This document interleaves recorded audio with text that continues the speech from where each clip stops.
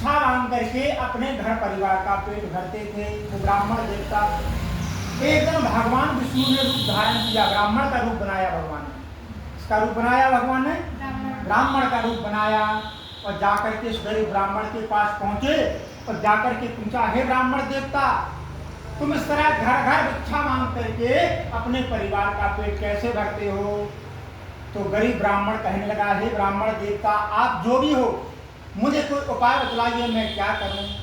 इतने में जो भगवान सत्यनारायण जो ब्राह्मण के रूप में थे, उन्होंने कहा, तुम भगवान सत्यनारायण की कथा सुनो, भगवान का पूजन करो, तुम्हारी सत्यनारायण मनोकामना अवश्य पूर्ण कर देंगे।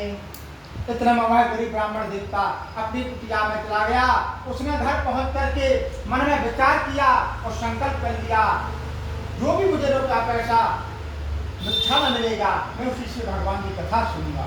पूरी रात्रि भर भगवान का भजन करता रहा और सवेरे ब्रह्म मुहूर्त में उठ करके ब्राह्मण देवता भिक्षा मांगने के निकल पड़ा।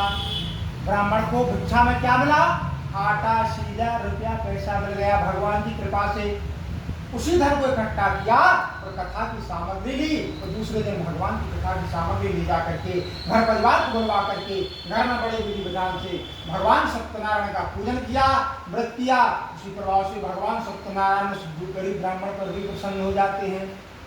जो ब्राह्मण देवता गरीब था, दुखी था, हीन था, वो धनवान हो गया। उसने मन में संकल्प कर लिया, मैं हर पूर्णमासी के दिन भगवान की कथा सुनूंगा। तो जो ही पूर्णमासी का दिन आया, उन्होंने फिर से भगवान की कथा का श्रवण किया। उसी बीच में एक बूढ़ा वृद्ध लकड़ियां बेचने वाला बूढ़ा वृद्ध आया। वो बाहर लकड़ी को रख करके ब्राह्मण के आंगन में पहुंचा और कहने लगा, हे ब्राह्मण देवता, आप ये क्या कर रहे हैं? इसके करने से क्या होता है? तो बूढ़े लकड़हारे को प्रसाद दिया, शरणागत किया और बूढ़े लकड़हारे ने भी क्या, मैं भी कथा को अवश्य करूंगा। और भगवान का प्रसाद दिया उस बूढ़े लकड़हारे ने। उसने मन में संकल्प कर लिया, मुझे जो लकड़ी बेचने से जो मुझे रुपया पैसा जो भी मुझे मिलेगा, मैं उसी से भगवान सत्यनारायण की कथा सुनूंगा। ऐसे वो बूढ़ा लकड़हारा अपने कुटिया में चला गया। कुछ समय बाद वह दूसरे दिन मुहूर्त में उठा और सीधा जंगल पहुंचा। जो ही बूढ़ा लकड़हारा जंगल में पहुंचा, लकड़ियां काट करके लाया तो लकड़ियां चंदन की हो गई। वो लकड़ियां चंदन की हो गई। उस लकड़ियों को जो दाम था पहले से चौगुना मिल गया।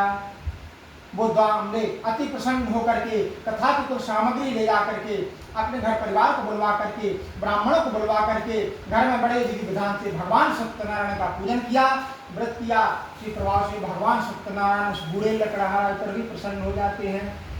जो बूढ़ा लकड़हारा गरीब था, दुखी था, हीन था, वो धनवान हो गया, हो गया और यह धनदान को बढ़ाने वाला है और संसार को सुख भोग करके अंत में सीधे वो बूढ़ा लकड़हारा वैकुंठ धाम को प्राप्त हो जाता है। बोले सत्यनारायण भगवान की